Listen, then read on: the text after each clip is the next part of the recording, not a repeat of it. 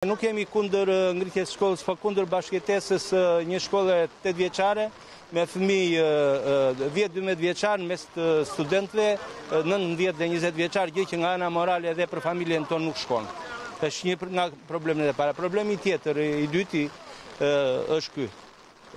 Ky territor është është unik i gjithë universitetit bujësor. Dhe në këtë vendimmarrje që mori fakulteti i bujësisë, kështu do ta kenë vendimmarrjen dhe gjithë fakultetet e tjera. Çfarë u vendos sot? U vendos që stafi i pedagogëve, tërë pedagogët të udhëheqin studentët për greve. Nuk është greve e studentëve, është greve e pedagogëve, të cilët mbështetin studentët për një qëllim drejt. Dhe që ndrimi i drejtë është edhe më i drejtë është ky.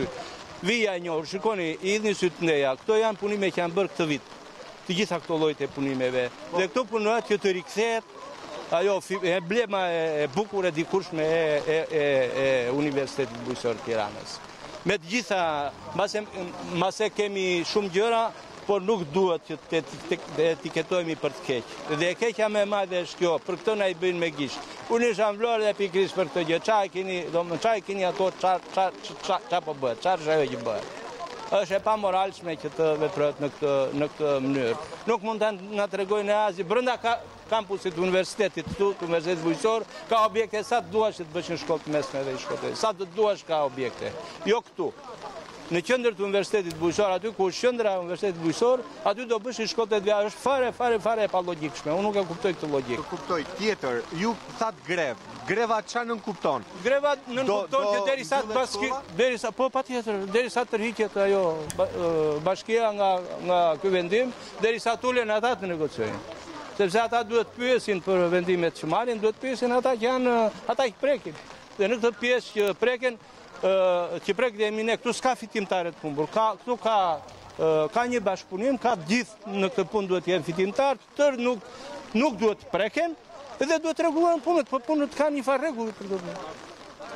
Edhe rregulli është ky, në këtë gjë, në këtë lloj territori, që është territori i një universiteti, edhe një universitet me emër, nuk mund të futesh domethënë të mbish siç i ban një shkollë. Ka pjesë territori plot, mund ta zgjerosh. Bashkia argumenton që bashkia s'ka argumenton asgjë këto ka. Argumenton që është shumë e nevojshme sepse Tirana është rritur. Le të gjejnë, kanë projektuar këtu për pallate, mos bëjnë atë. Kush ka projektuar për pallate? Shiko mua, këto dhënjet e këtyre pronarëve pa drejt, dhënja tokë, kthimi tokës, këta e dinë shumë mirë që në toka të institucioneve publike nuk bëhen të gjitha investimet e tjera që janë paligjshme.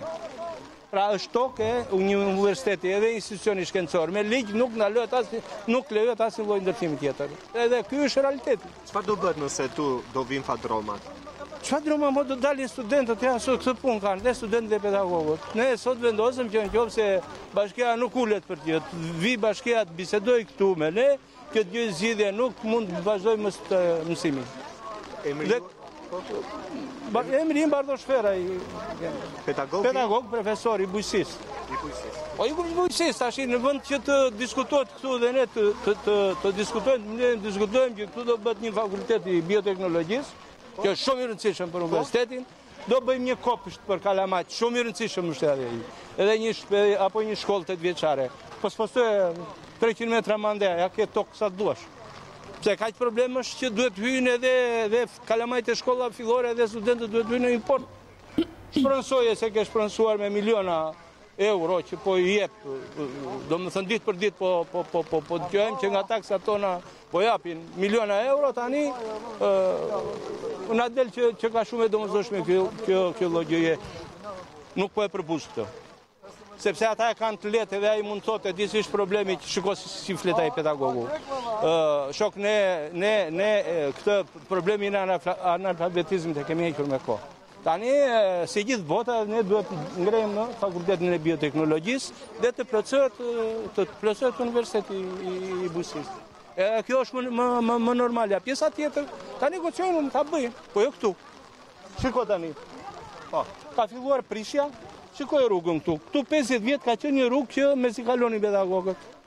Ka filluar prishja kësaj strukturës, ja shikoje. Me ndriçim, me pemtore, me shkallë, me punë, ja shikoje si kalojnë, në përshi si kalojnë. 5-6 student, që vend të fakultet tjetër. Nuk do kalojnë më. Po sigurisht, po vendos sport, ku do kalojnë aty?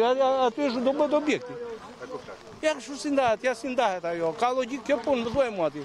Pastaj, kush është justifikimi e morëm nga pronarët? Kush e dha pronarëve?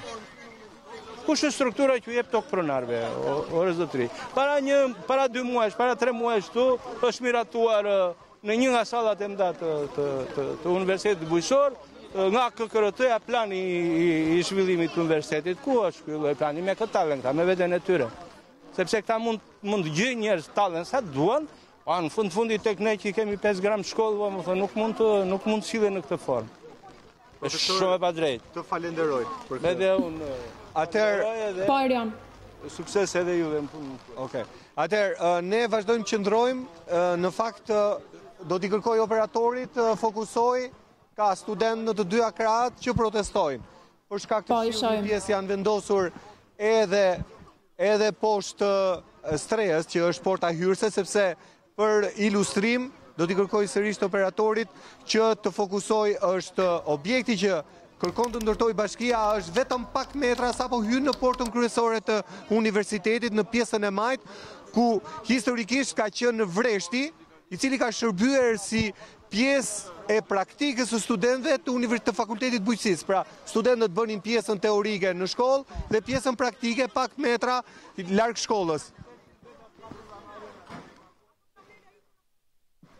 Po Erion.